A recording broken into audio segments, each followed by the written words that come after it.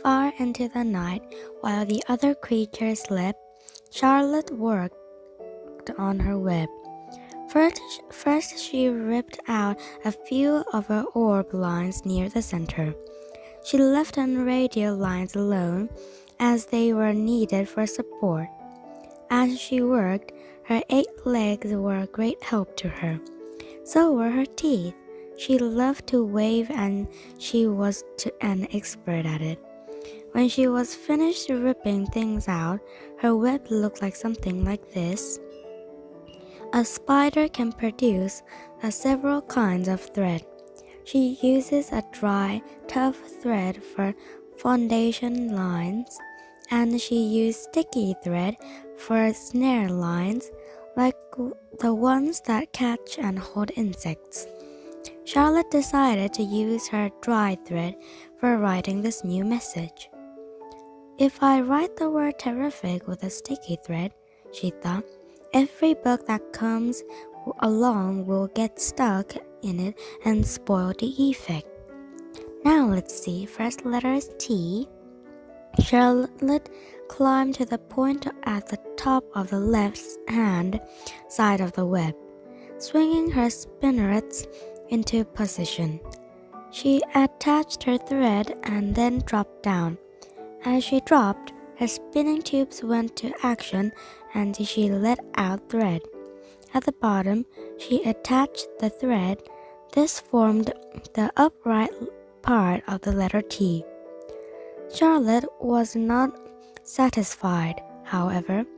She climbed up and made another attachment right next to the first.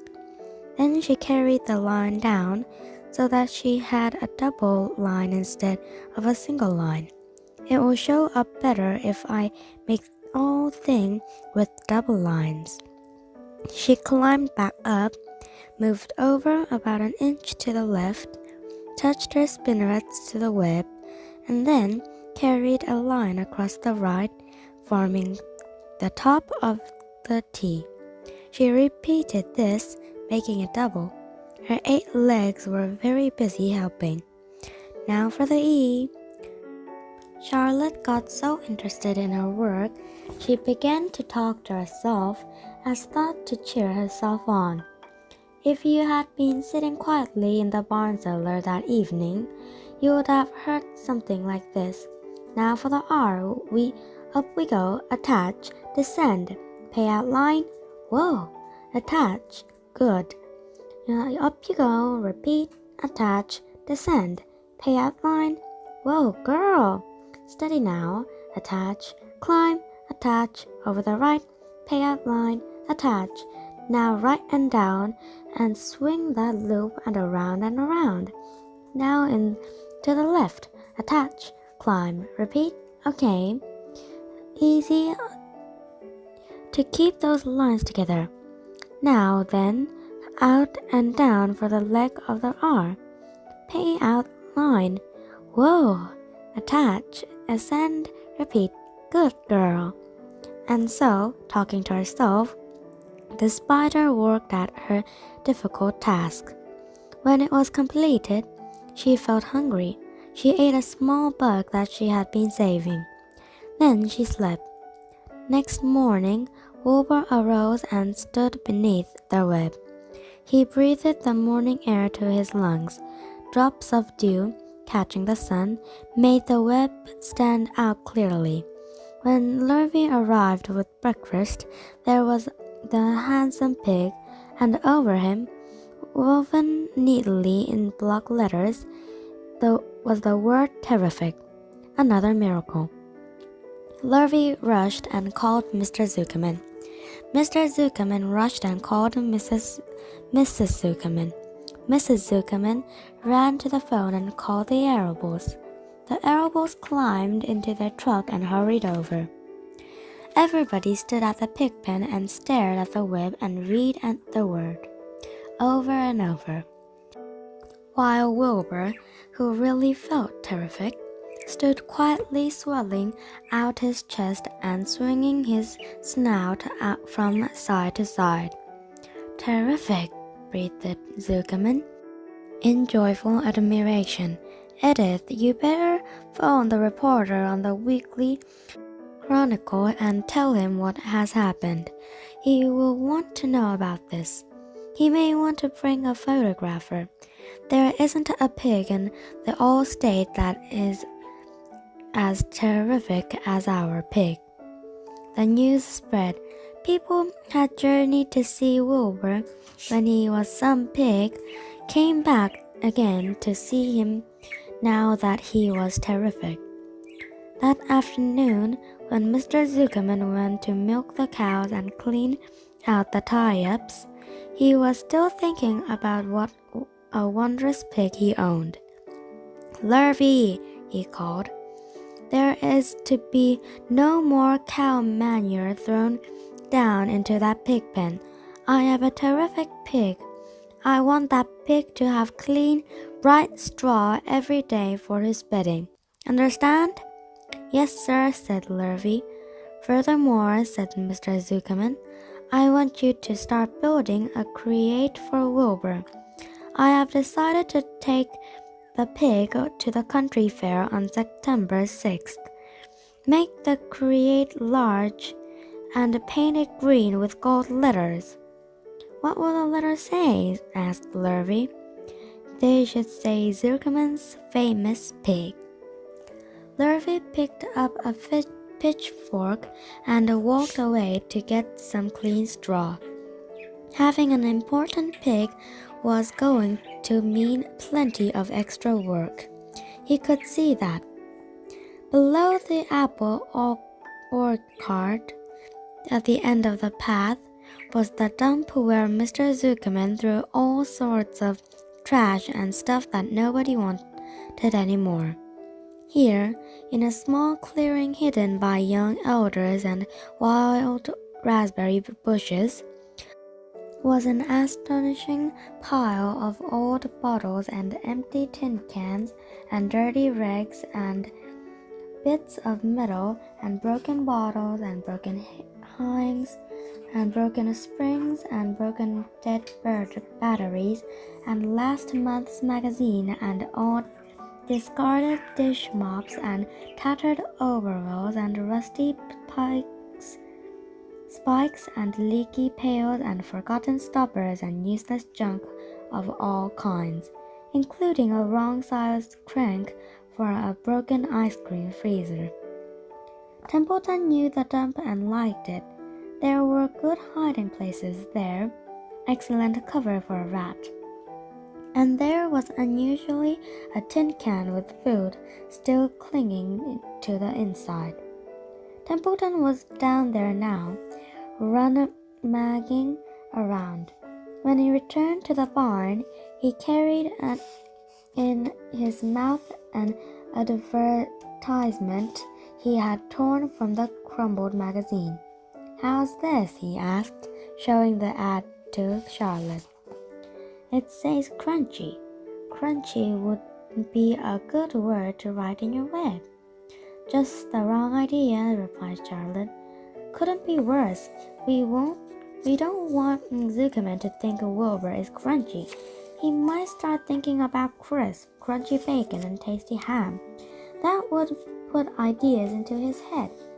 We must advertise Wilbur's noble qualities, not his tastiness. Go get another word, please, Templeton." The rat looked disgusted, but he sneaked away to the dump and was back in a while with a strip of cotton cloth. "How's this?" he asked. "It's a label of an old shirt." Charlotte examined the label. "It says pre-shrunk." "I'm sorry, Templeton," she said, "but pre-shrunk is out of the question. We want Zuckerman to think Wilbur is nicely filled out, not all shrunk up. I'll have to ask you to try again." "What do you think I am, a messenger boy?" grumbled the rat. "I'm not going to spend all my time chasing down to the dump after advertising material." "Just once more, please," said Charlotte. "I'll tell you what I'll do," said Templeton.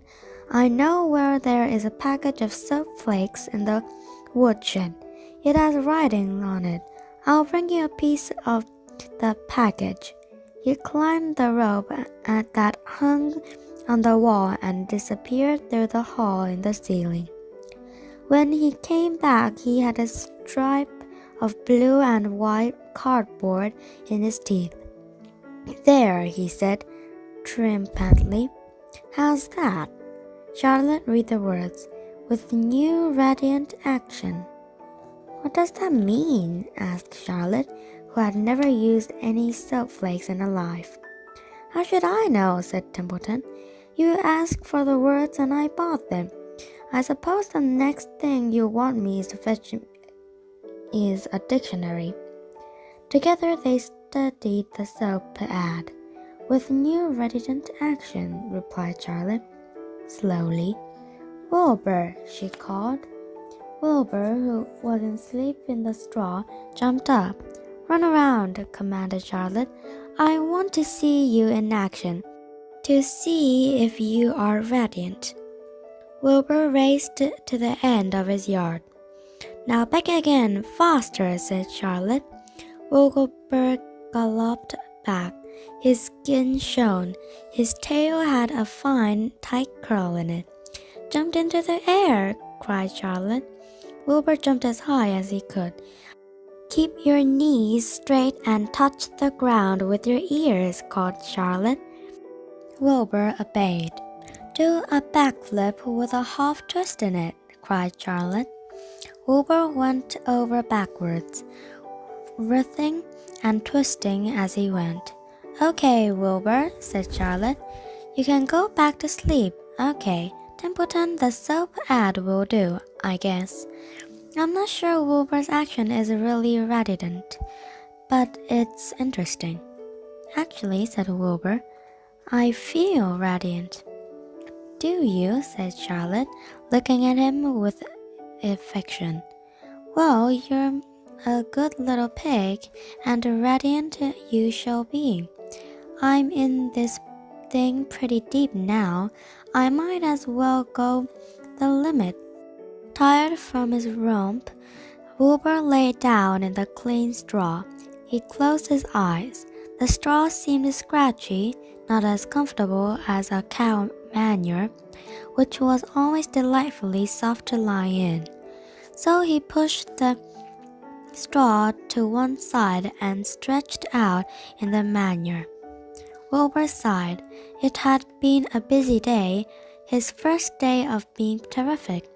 Thousands of people had visited his yard during the afternoon, and he had to stand and pause, looking as terrific as he could. Now he was tired. Fern had arrived and seated herself quietly on her stool in the corner. "Tell me a story, Charlotte," said Wilbur, as he lay waiting for sleep to come. "Tell me a story." So Charlotte, although she too was tired, did what Wilbur wanted. "Once upon a time," she began, "I had a beautiful cousin who managed to build her web across a small stream. One day a tiny fish leaped into the air and got tangled in the web. My cousin was very much surprised, of course. The fish was thrashing wildly. My cousin hardly dared tackle it, but she did. She whooped down and threw great masses of wrapping material around the fish and fought bravely to capture it." "Did she succeed?" asked Wilbur. "It was a never-to-be-forgotten battle," said Charlotte. "There was the fish, caught only by one fin, there its tail wildly thrashing and shining in the sun. There was the web, sagging dangerously under the weight of the fish." "How much did the fish weigh?" asked Wilbur eagerly. "I don't know," said Charlotte. "There was my cousin sleeping in, dodging out, beaten mercilessly over the head by the wildly thrashing fish, dancing in, dancing out, throwing her threads and fighting hard. First she threw a left round the tail. The fish lashed back. Then a left to the tail and right to the midsection. The fish lashed back. Then she dodged to one side and threw a right and another right to the fin. Then a hard left to the head while the web swayed and stretched. Then what happened? Asked Wilbur. Nothing, said Charlotte. The fish lost the fight. My cousin wrapped it up so tight it couldn't budge. Then what happened? Asked Wilbur. Nothing, said Charlotte. My cousin kept the fish for a while, and then she got good and ready. She ate it. Tell me another story, begged Wilbur. So Charlotte told him about another cousin of hers who was an astronaut. What is an astronaut? Asked Wilbur. A balloonist, said Charlotte. My cousin used to stand on her head and let out enough thread to form a balloon. Then she let go and be lifted into the air and carried upward on the warm wind. Is that true? Said Wilbur. Or are you just making it up? It's true, replied Charlotte. I have some very remarkable cousins. And now, Wilbur, it's time you went to sleep. Sing something, begged Wilbur, closing his eyes. So Charlotte sang a lullaby, while crickets chirped in the grass and the barn grew dark. This was the song she sang. Sleep, sleep, my love, my only, deep, deep in the dung and the dark. Be not afraid and be not lonely. This is the hour when frogs and thrushes praise the world from the woods and the rushes. Rest from care, my one and only, deep in the dung and the dark. But Wilbur was already asleep. When the song ended, Fern got up and went home.